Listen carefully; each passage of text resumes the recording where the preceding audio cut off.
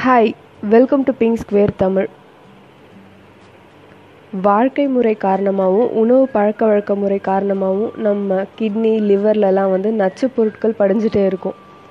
அது நம்ம நீக்கினா நம்ம உடம்பு ரொம்ப ஃப்ரெஷ்ஷாக ஃபீல் பண்ணுவோம்.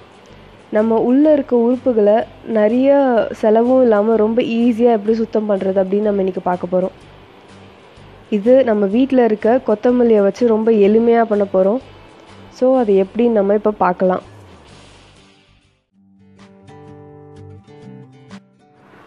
ஸ்டார்ட் பண்ணிடலாம். கொத்தமல்லியை தண்ணியில் நல்லா அலம்பிக்கலாம். அலம்பிட்டதுக்கப்புறமா இந்த மாதிரி சின்ன சின்னதாக நறுக்கிக்கோங்க. இப்போ இந்த கொத்தமல்லியோட பெனிஃபிட்ஸ் என்ன அப்படின்னு பார்க்கலாம். இந்த கொத்தமல்லி நிறைய பெனிஃபிட்ஸ் இருக்குது. இது ஒரு பெஸ்ட்டு மெடிசினல் பிளான்ட். இது லிவர் நல்லா வேலை செய்கிறதுக்கு தூண்டுதலாக இருக்கும். அதே மாதிரி இது டைஜஷனை இம்ப்ரூவ் பண்ணும்.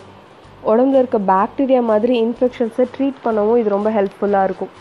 அதே மாதிரி கொலஸ்ட்ரால் லெவலை கம்மி பண்ணும். வாய் புண்ணெல்லாம் சரி பண்ணும்.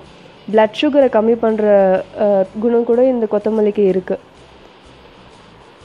இந்த கொத்தமல்லியை இந்த மாதிரி நல்லா நறுக்கி எடுத்துக்கிட்டோம்.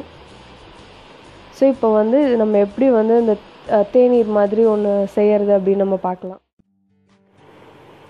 ஒரு பேனில் 1 டம்ளர் அளவுக்கு தண்ணி ஆட் பண்ணிக்கோங்க. இது நல்லா கொதிக்கணும். நல்லா கொதி வர ஆரம்பித்ததும் நம்ம இதில் கொத்தமல்லி ஆட் பண்ணிக்கலாம். கொத்தமல்லி ஆட் பண்ணி இந்த தண்ணி பாதியாக கம்மியாகணும். அந்த அளவுக்கு நம்ம இதை பாயில் பண்ண போகிறோம். இது எப்படியும் ஒரு 5 to 7 minutes ஆகும். நல்லா கொதிக்க கொதிக்க இந்த கொத்தமல்லியில் இருக்க எல்லா சத்தும் இந்த தண்ணியில் இறங்கிடும். தண்ணியோட கலர் க்ரீனாக மாற ஆரம்பிச்சிடும். இப்போ நல்லா கொதிக்க ஆரம்பிச்சிருச்சு. தண்ணி பாதியாக கம்மியாயிருச்சு. ஸோ நான் இப்போ ஸ்டவ் ஆஃப் பண்ணி இதை ஆற விட போகிறேன்.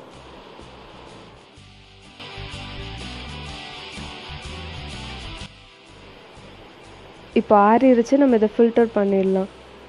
இதை தொடர்ந்து 7 நாள் சாப்பிட்டுட்டு வந்தோம்னா நம்ம உள் உறுப்புகளில் இருக்கிற அந்த நச்சு பொருட்கள்லாம் நீங்கிடும். இது கூட வேணும்னா ஃப்ளேவருக்கு ஒரு 2 ட்ராப் லெமன் ஜூஸ் ஆட் பண்ணிக்கோங்க. அது ஆப்ஷனல் தான், இல்லைனாலும் ஸ்கிப் பண்ணிடலாம். இந்த வீடியோ உங்களுக்கு ரொம்ப இன்ஃபர்மேட்டிவாக இருந்திருக்குன்னு நான் நம்புகிறேன். இந்த மாதிரி இன்னும் நிறைய வீடியோஸ் வந்துகிட்டே இருக்குது.